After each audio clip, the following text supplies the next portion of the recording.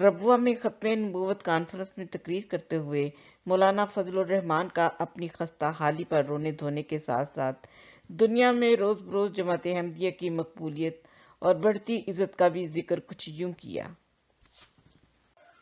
یہ مسجدیں بھی ہماری مشترک ہیں، یہ جماعتیں بھی ہمارے مشترک ہیں، لیکن کچھ محنت کرنی پڑے گی۔ کیوں لوگ ہم سے دور ہیں؟ کیوں ہم ایک خاص شناخت کی طرف محدود ہو گئے ہیں؟ کیوں لوگ ہم سے دور ہیں؟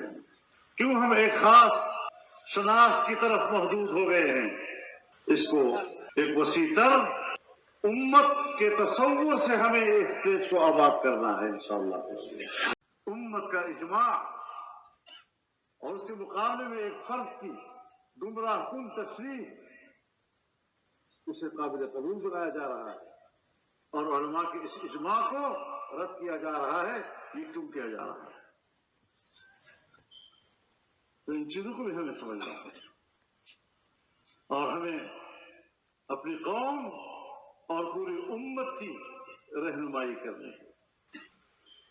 آج مغربی دنیا نے جس طریقے سے قادیانیت کی پشت پناہی شروع کی ہے، اور پھر ہمارے ہی لباس میں اپنے نمائندے جس طرح ہمارے ملکی نظام اور سیاست میں دخیل کیے ہیں، اس کا بھی ہمیں تعاقب کرنا چاہیے۔ اس کو نظر انداز نہیں کیا جا سکتا۔ ہم جانتے ہیں کہ مغربی دنیا میں